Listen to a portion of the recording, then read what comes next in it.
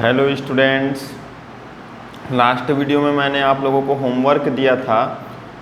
सबसे पहले हम लोग उसको सॉल्व करेंगे। आप लोग ये जो त्रिकोणमिति की वीडियोस जो मैं अपलोड कर रहा हूँ उसको लगातार कंटिन्यू देखिएगा सभी वीडियो को, क्योंकि आने वाले आपके एग्ज़ाम्स में काम आएंगे। आप 9th और 10th में हैं तो आपको ट्रिग्नोमेट्री चैप्टर में बहुत हेल्पफुल होंगे और ये क्वेश्चन हो सकते हैं, उसमें हो भी सकते हैं। और 11th और 12th क्लास के भी जो स्टूडेंट्स हैं वो भी इसको पूरा कंप्लीट देखें। जो मैथमेटिक्स के स्टूडेंट हैं, बीएससी वगैरह कर रहे हैं, वो भी इसको देखें ताकि वो ट्रिग्नोमेट्री को पूरा अच्छे से और आसानी से समझ सके और कोई भी एग्ज़ाम जो आने वाला है उसको आप क्रैक कर सके जिसके सिलेबस में ट्रिग्नोमेट्री हो। तो आइए देखते हैं। होमवर्क में मैंने क्वेश्चन दिया था, यदि cosec 2a बराबर sec a माइनस 36, जहाँ पर 2a न्यून कोण है। न्यून कोण मतलब जिसका मान क्या होता है, 90 अंश से कम होता है। तो a का मान हम लोग को ज्ञात करना है। तो हम लोग सबसे पहले हल करते हैं। क्या दिया गया है, क्या दिया गया है अपने पास क्वेश्चन में दिया गया है ना, cosec 2a बराबर sec a माइनस 36, उसको लिख दिया cosec 2a बराबर sec a माइनस 36। अब से देखो cosec 2a sec 90 minus 2a क्या होगा, cosec 2a, क्योंकि sec 90 minus theta cosec theta होता है। तो sec 90 minus 2a cosec 2a होगा। तो cosec 2a की जगह sec 90 माइनस 2a लिख दिया और sec a माइनस 36 पहले से ही लिखा हुआ है। अब देखो दोनों साइड sec है, sec और sec कैंसिल, इधर बचा 90 माइनस 2a और राइट हैंड साइड में बचा a माइनस 36। अब माइनस 36 का मैंने पक्षांतर किया, साइड चेंज, तो इधर आके प्लस 36 हो गया और a इधर माइनस 2a पक्षांतर हो गए प्लस 2a हो गया। देखो अगर प्लस है तो साइड चेंज होकर माइनस हो जाता है, अगर माइनस में है तो साइड चेंज होकर प्लस हो जाता है, अगर वो इनटू में है तो साइड चेंज होकर डिवाइड में हो जाता है, अगर वो डिवाइड में है तो साइड चेंज होकर इनटू में हो जाता है। तो यहाँ पर 90 प्लस 36 किए तो हमारा आया 126 और a में 2a ऐड किए तो आया 3a। अब देखो 3 और a, तो इन दोनों के बीच क्या है, इनटू है, तो 3 इधर साइड चेंज होकर क्या हो गया, डिवाइड में आ गया। तो 3 4 जा हो गया 12, 3 चौके 12 और 3 2 जा हो गया 6, 3 दूनी 6, तो a इक्वल टू 42। तो a का मान हम लोग को ज्ञात करना है। तो a का मान क्या होगा, 42 अंश हमारा a का मान होगा। अब देखते हैं आज का हमारा पहला क्वेश्चन क्या है। आज का हमारा पहला क्वेश्चन है, यदि a प्लस बी बराबर 90 अंश हो तथा sec a बराबर a स्मॉल a और sec कैपिटल b बराबर स्मॉल b हो, तब हमको सिद्ध करना है a square minus b square. तो सबसे पहले जो सिद्ध करना है a square minus b square बराबर 1, उसको लिख दिया। और दिया गया है प्रश्न में क्या दिया गया है, देखो a प्लस बी बराबर 90 दिया गया है, sec a बराबर स्मॉल a cot b बराबर स्मॉल b दिया गया है, उसको लिख दिया हूँ, दिया गया है करके।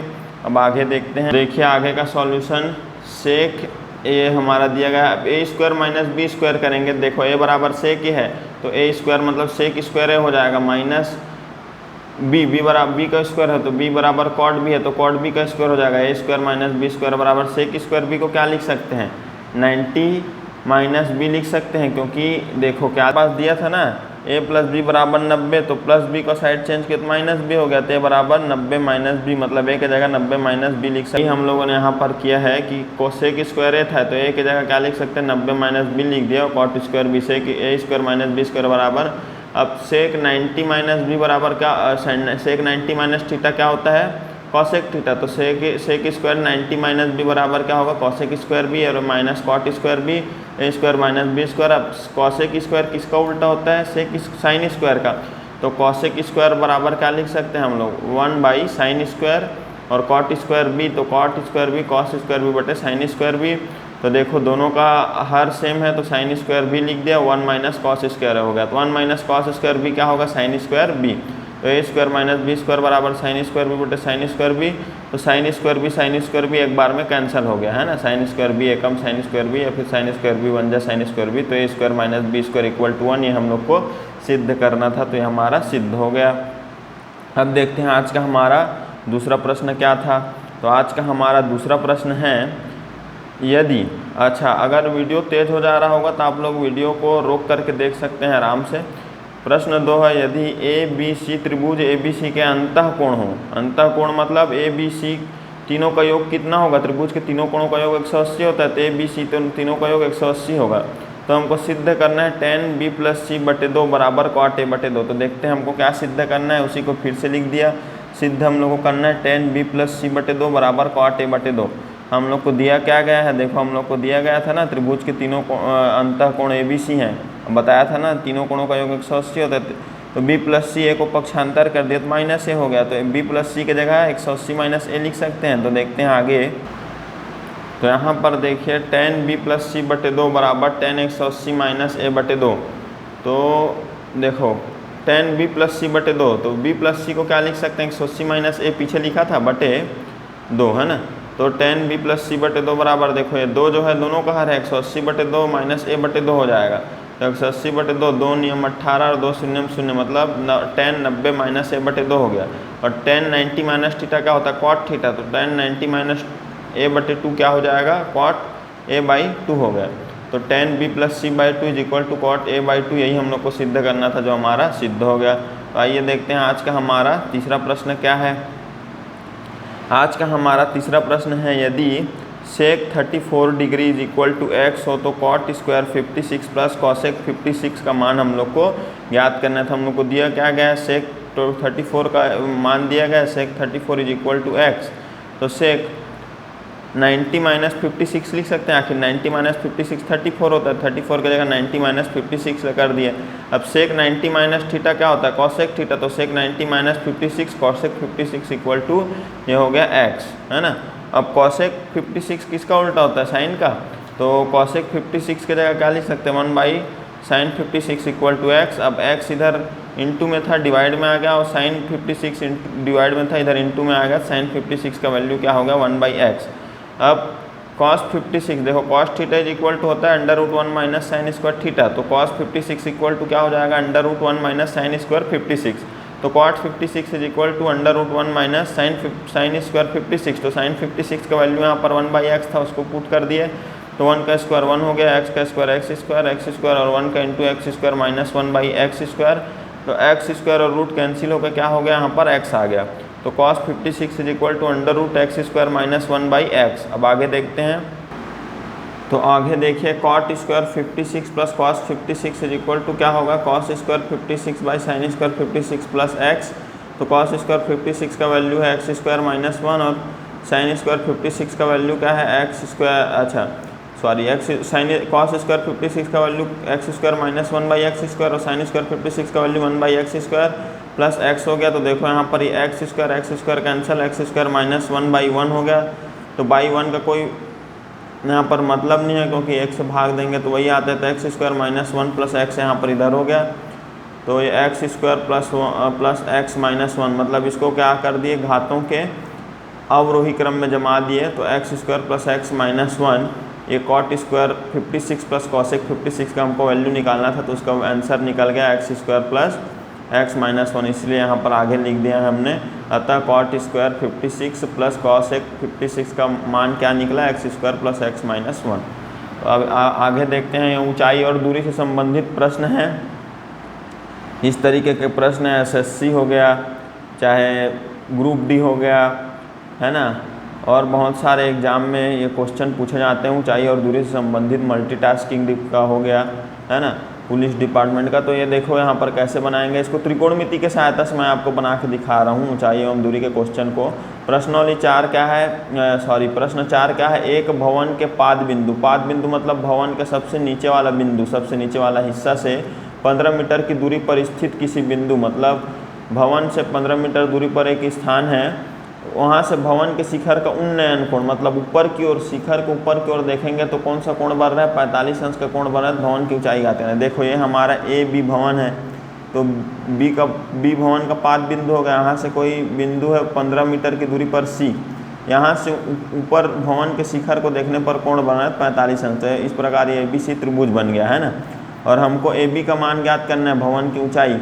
तो देखो ये भवन की ऊंचाई अगर ट्रायंगल में देखो तो ये हमारा लंब है और ये आधार है। तो लंब बटे आधार क्या होता है, tan थीटा होता है। तो ये लिख दिया tan थीटा बराबर लंब बटे आधार, लंब मतलब AB, आधार मतलब BC। तो tan थीटा का मान क्या है, हमारा कोण बन रहा है, प्रश्न में दिया 45 अंश, बराबर AB का मान हम लोग को ज्ञात करना है, भवन का BC मतलब भवन के पाद बिंदु से बिंदु की दूरी कितना है, 15 मीटर। तो 15 लिख दिया। और tan 45 का मान होता है 1, मैं पिछले जो वीडियो बनाया था उसमें बताया था ना किस किस का कौन कौन सा मान होता है, तो आप उसको ज़रूर देखिएगा, पूरा लाइन से देखेंगे तो समझ आएगा। 1 बराबर हो गया AB बटे 15, 15 इधर किस में भाग में तो गुणे में आ गया, 15 एकम 15 मीटर AB का मान, तो भवन का ऊंचाई कितना हो गया 15 मीटर हमारा भवन का ऊंचाई हो गया। नेक्स्ट क्वेश्चन देखते हैं। तो यहाँ पर देखिए आज का हमारा अगला प्रश्न, प्रश्न 5, एक सीधी दीवार पर, देखो ये दीवार है सीधी, एक सीधी दीवार पर सीढ़ी इस प्रकार रखी गई है कि वह ज़मीन से 60 अंश का कोण बनाता है। सीढ़ी रखा गया है, ज़मीन से 60 अंश का कोण बना रहा है, ठीक है। और यदि सीढ़ी का पाद बिंदु मतलब सीढ़ी का निचला हिस्सा से दीवार का दूरी कितना है 4 मीटर, है हम लोग चित्र में समझा दिए हैं। तो हम लोग को सीढ़ी का लंबाई मतलब ये इसका मान ज्ञात करना है, CA का, AC का मान हम लोग को ज्ञात करना है। तो देखो ये हम लोग को आधार दिया गया है, कर्ण का मान ज्ञात करना है। तो आधार बटे कर्ण क्या होता है कॉस थीटा, कॉस थीटा बराबर आधार बटे कर्ण, आधार है हमारा AB और कर्ण है हमारा AC। तो कॉस थीटा बराबर AB बटे AC, और थीटा का मान हमारा यहाँ पर प्रश्न में दिया है ना 60 अंश, तो 60 अंश थीटा का मान हम लोगों ने रख दिया AB, है ना। AB मतलब सीढ़ी के पाद बिंदु से हम लोग का ये दीवार के बीच की दूरी दी है 4 मीटर, तो AB का मान हो गया 4 बटे AC का मान हम लोग को ज्ञात करना है। सीढ़ी की लंबाई cos 60 का मान होता है 1/2, 4 बटे AC हो गया। अब AC इधर भाग में था वो गुणे में आ गया, 2 इधर भाग में था वो उधर गुणे में चले गया, AC एकम हो गया, AC 4 दूनी 8 मीटर, मतलब AC सीढ़ी की ऊंचाई कितना है यहाँ पर आता है, सीढ़ी की लंबाई हमारा हो गया 8 मीटर। तो इस प्रकार से इसका उत्तर आ गया। तो आगे देखते हैं नेक्स्ट क्वेश्चन। तो हमारा ये अगला प्रश्न है, देखिए तेज हवा से टूटे एक पेड़ का सिरा झुककर पेड़ के पाद से 6 मीटर की दूरी पर ज़मीन को छूता है। यह हिस्सा ज़मीन से 60 अंश का कोण बनाता है। पूरे पेड़ का हम लोग को ऊंचाई ज्ञात करना है, ठीक है। देखते हैं हल इसका। यहाँ पर इसको मैंने चित्र के माध्यम से दर्शा दिया। देखो ये AB एक पेड़ था, यहाँ पर से हिस्सा टूटा C पास से, तो CB जो पेड़ का खड़ा हुआ हिस्सा है और CA जो गिर चुका हिस्सा है ना, तो ये पाद बिंदु से, पेड़ के पाद बिंदु से इसका दूरी टूटा हुआ है उसका कितना 6 मीटर, और वो कोण कितना अंश का कोण बना रहा है 60 अंश का। हम लोग का पेड़ का ऊंचाई हम लोग को ज्ञात करना है, मतलब AC का मान भी ज्ञात करना है CB का, तब तो पूरे पेड़ का ऊंचाई हम लोग को ज्ञात होगा ना टोटल। तो सबसे पहले जैसे हम लोग को मान लो BC का मान ज्ञात करना है, मतलब पेड़ का हिस्सा जो खड़ा है उसका, तो वो क्या हो गया त्रिभुज के हिसाब से देखें तो लंब हो गया आधार, तो लंब बटे आधार होता है tan थीटा। तो यहाँ पर tan थीटा बराबर लंब बटे आधार, लंब मतलब अपना BC बटे आधार मतलब हो गया अपना क्या AB, हाँ AB। तो tan थीटा का मान क्या दिया है 60 अंश कोण है ना, BC बटे AB, तो BC और AB का मान क्या दिया हम लोग का 6 मीटर, तो ये हो गया √3 होता है tan 60 का मान, और 6 इधर भाग में था गुणा में आ गया, तो BC का मान क्या हो गया 6√3, 6√3 BC का मतलब खड़ा हुआ पेड़ का हिस्सा का मान 6√3। अब हम लोग को ज्ञात करना है क्या AB का मान, जो AC का मान सॉरी जो टूटा हुआ हिस्सा है उसका, है ना। तो AC क्या है हमारा कर्ण, और लंब का मान हम लोग अभी ज्ञात कर ही चुके हैं। तो लंब बटे कर्ण क्या होता है sin थीटा बराबर लंब बटे कर्ण BC बटे AC। तो sin थीटा का मान है हमारा 60 अंश, और BC है ना, BC मतलब कि क्या जिसका मान हम लोगों ने, ये देखो BC का मान अभी हम लोगों ने ज्ञात किया है क्या 6√3 बटे ये हो गया AC। आगे देखते हैं, है ना।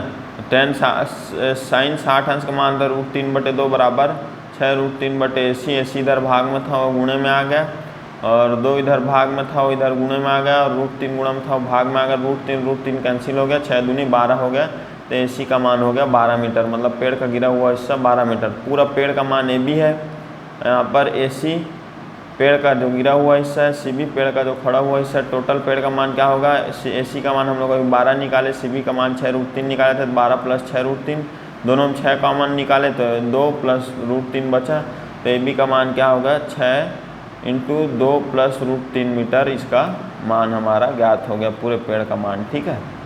यहाँ पर इसी को मैंने आगे लिख दिया है, तब पेड़ की ऊंचाई 6 × 2 धन √3 मीटर है। अब देखते हैं 7वां प्रश्न। 14 मीटर लंबा एक प्रेक्षक एक मीनार से 25.6 मीटर की दूरी पर है, उसकी आंखों से मीनार के शिखर का उन्नयन कोण 45 अंश है, मीनार की ऊंचाई ज्ञात कीजिए। देखो ये एक व्यक्ति है, इसका ऊंचाई 1.4 मीटर है ना, और ये मीनार है, इस BC पूरा मीनार है, तो यहाँ तक के हिस्से का मान तो 1.4 होगा क्योंकि व्यक्ति इतने हिस्से में खड़ा है और ये आयत बना रहे हैं।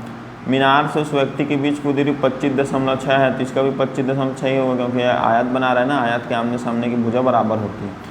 अरे अपने आँख से देख रहे हैं तो इसके आँख से उन्नयन कोण क्या बढ़ रहा है, भवन के शिखर का 45 अंश। तो हम लोग को भवन का ऊंचाई हम लोग को ज्ञात करना, मीनार का ऊंचाई हम लोग को मतलब CB का मान ज्ञात करना है। तो BD का पहले से ही पता है, CD का ही मान हम लोग को केवल ज्ञात करना है। तो CD हमारा क्या है, अगर हम लोग CDE त्रिभुज में देखें तो CD हमारा लंब है, लंब और आधार का मान 25.6 पता है, लंब बटे आधार होता है tan थीटा। तो tan थीटा मतलब हमारा 45 अंश का कोण बना हुआ है, आप लोग देख ही सकते हैं चित्र में।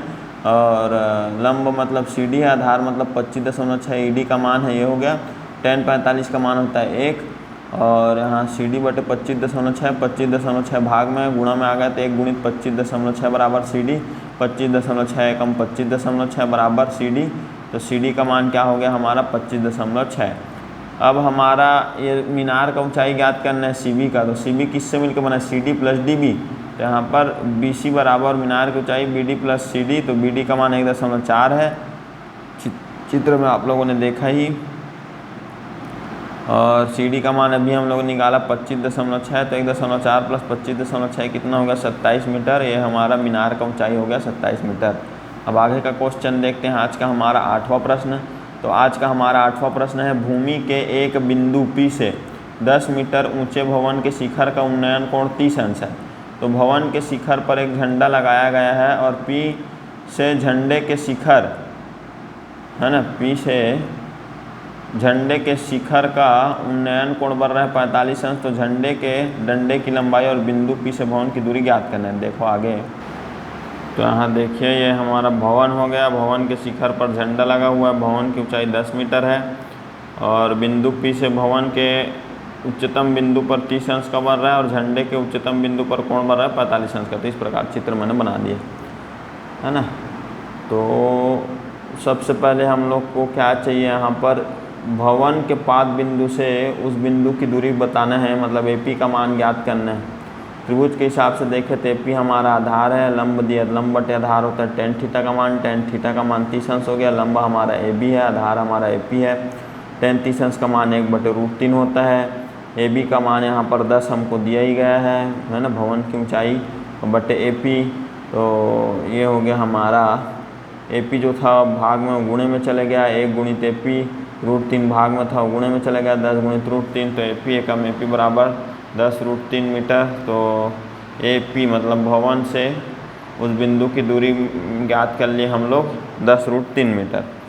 अब हम लोग को ज्ञात करना है AC का मान, मतलब भवन के पाद बिंदु से ये जो झंडा है उसके उच्चतम बिंदु का मान ज्ञात करना है, 83 बटे AP। तो त्रिभुज के हिसाब से देखें 83 लंबा है और AP आधार है, तो लंब बटे आधार tan थीटा होता है, tan 45 अंश है यहाँ पर हमारा कोण झंडे के डंडे वाले मामले में।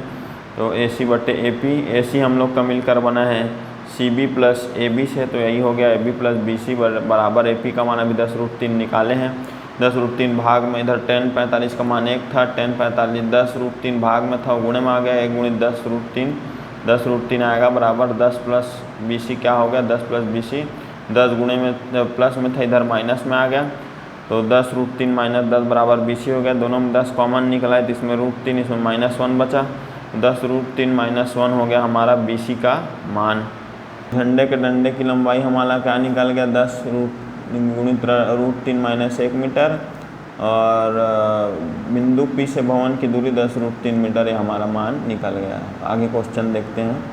अब देखिए आज का हमारा प्रश्न 9वां, एक लड़का 30 मीटर ऊंचे एक भवन से कुछ दूरी पर खड़ा है। तो ये हमारा AB हो गया 30 मीटर ऊंचा भवन, इससे बिंदु D हो गया यहाँ पर खड़ा है ना।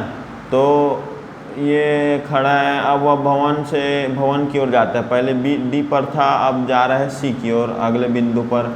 तो उसका उन्नयन कोण पहले D में 30 अंश था, अब हो गया हमारा 60 अंश, ये 30 अंश से 60 अंश हो जाता है। तो बताइए कि वह भवन की ओर कितना चला, तो कितना चला भाई, पहले D में था अब C में चलेगा, DC का मान हम लोग को ज्ञात करना है। तो हम लोग इसको कैसे ले सकते हैं, देखो tan 30 अंश लिए, मतलब कौन सा ABD त्रिभुज ABD tan 30 अंश, मतलब tan थीटा का मान क्या होता है लंब बटे आधार, तो लंब AB बटे आधार हो गया BD। तो tan 30 अंश बराबर AB का मान हमारा 30 मीटर दिया है, बटे बी डी। तो बी डी भाग में था गुणे में आ गया 1 के साथ, और 30√3 गुणे में भाग में था गुणे में आ गया 30√3 बी डी का मान हो गया है ना। तो पहले जो यहाँ पर खड़ा था वहाँ से भवन का दूरी हो गया अपना 30√3 मीटर। आगे देखते हैं, अब आगे ये वाला कोण लेते हैं tan 60 अंश। तो लंब बटे आधार ए बी बटे बी सी हो जाएगा। तो ए बी का मान तो पहले से पता है, भवन का 30 मीटर। तो ये बी सी √3 इधर भाग में था गुणे में था भाग में आ गया। और 30 को क्या लिख सकते हैं, 3 × 10 लिख सकते हैं। 3 को √3 × √3, तो √3 × √3 3 हो गया, 3 × 10 30, तो 30 को लिख सकते हैं √3 × √3 × 10, √3 कैंसिल हो गया, 10√3 बी सी का मान हो गया। ठीक है, तो ये दूसरे बिंदु पर भवन के बीच की दूरी है। तो यहाँ पर हम लोग को अब सी डी का मान ज्ञात करना था, मतलब कितना दूर चला। तो B D minus B C होगा, बी डी का मान 30√3 निकाले और बी सी का मान 10√3। तो 30√3 में 10√3 घटा है 20√3 मीटर बचा। तो भवन की ओर कितना चला था वो 10√3 मीटर। अगला प्रश्न देखते हैं आज का 10वां प्रश्न। तो भवन के शिखर से भूमि पर स्थित एक गमले का अवनमन कोण मतलब ऊपर से नीचे की ओर देखा, देखो ऊपर से नीचे की ओर है ना, 30 अंश है। तो यदि गमला भवन के पाद बिंदु से 30 मीटर, भवन के पाद बिंदु भवन के निम्नतम बिंदु बी से 30 मीटर की दूरी पर है ये गमला, तो हम लोग को क्या करना है, भवन की ऊंचाई हम लोग को ज्ञात करना है।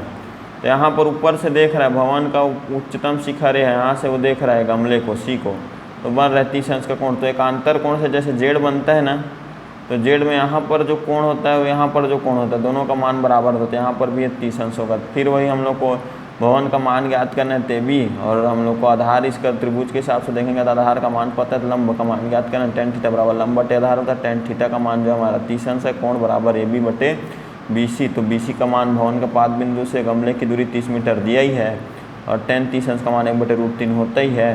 तो 30 इधर अपना भाग में था गुणे में आ गया, 1 × 30/√3। अब देखिए आगे, तो 30/√3, 30 को फिर वही √3 × 10 लिख सकते हैं। √3 × √3 3 हो गया, 3 दाम 30 हो गया, 30/√3 हो गया, √3 कैंसिल हो गया, 10 × √3 10√3 मीटर ए बी का मान, मतलब भवन का ऊंचाई कितना हो गया 10√3। अब आगे देखते हैं, आगे 11वां प्रश्न है, एक प्रकाश स्तंभ के शिखर से किसी भवन के शिखर एवं तल के अवनमन कोण का क्रमशः 45 अंश व 60 अंश है। यदि भवन की ऊंचाई 12 मीटर हो तो प्रकाश स्तंभ की ऊंचाई एवं प्रकाश स्तंभ से भवन की दूरी।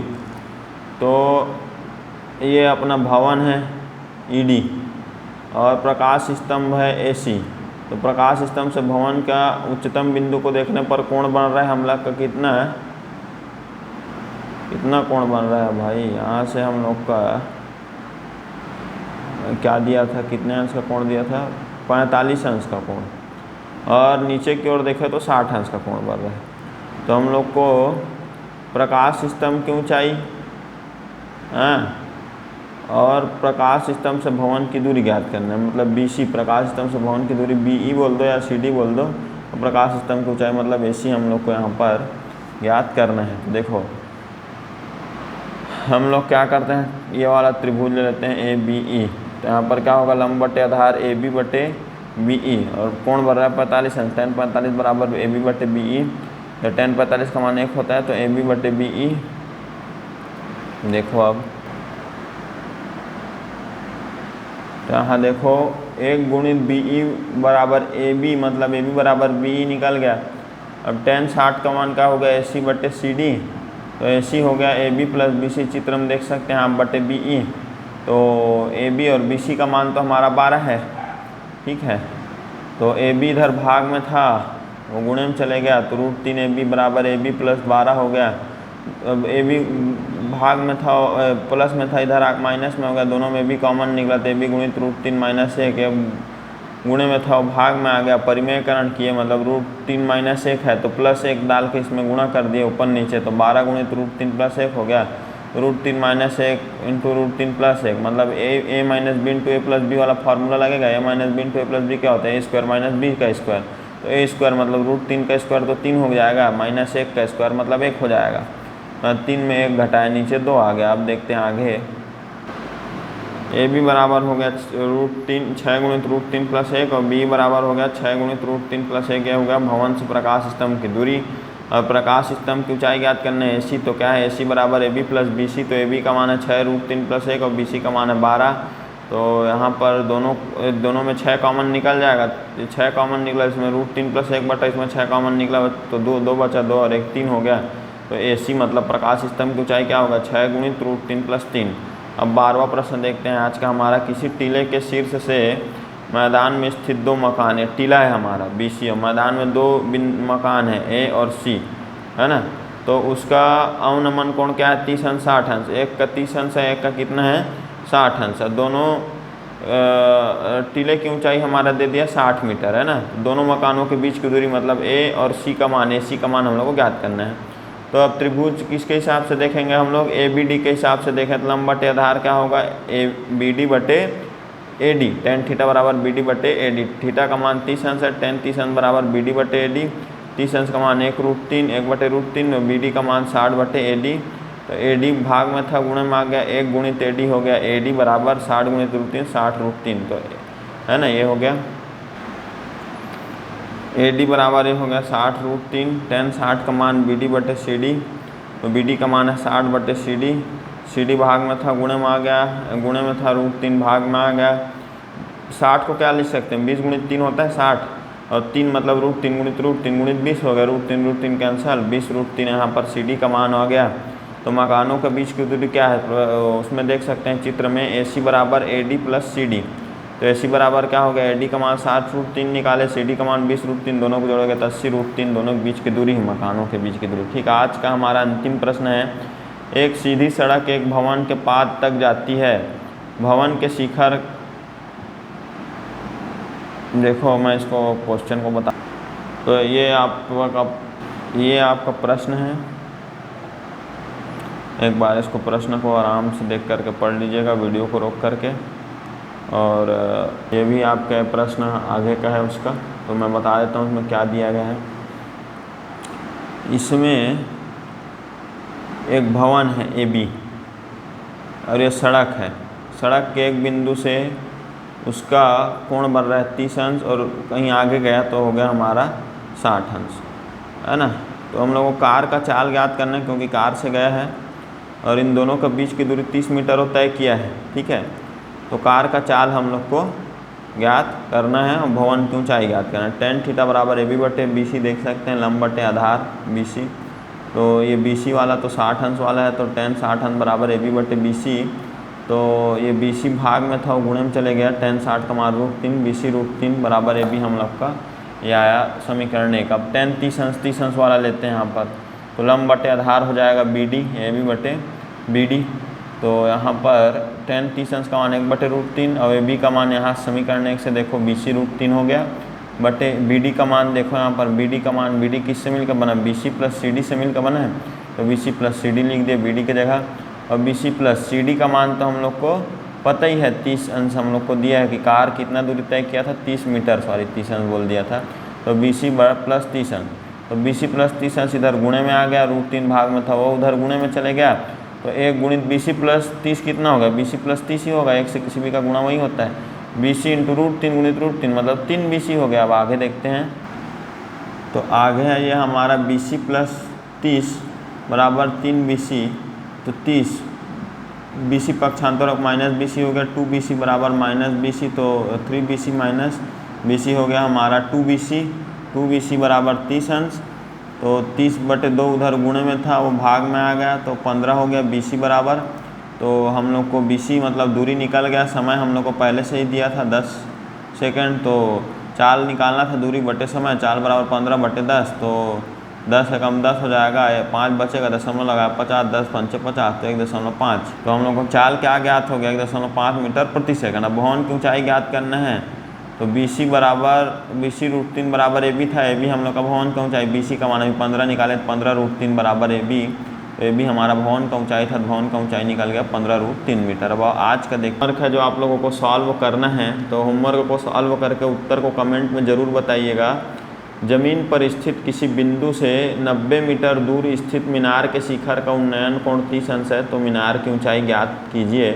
तो इसको आप लोग बनाइएगा, बना के कमेंट करके ज़रूर बताइएगा। आपको कुछ समझ नहीं आया होगा तो वीडियो में कमेंट करिएगा, नेक्स्ट वीडियो में आपको बताएंगे। तो बहुत बहुत धन्यवाद स्टूडेंट्स, मिलते हैं नेक्स्ट वीडियो में।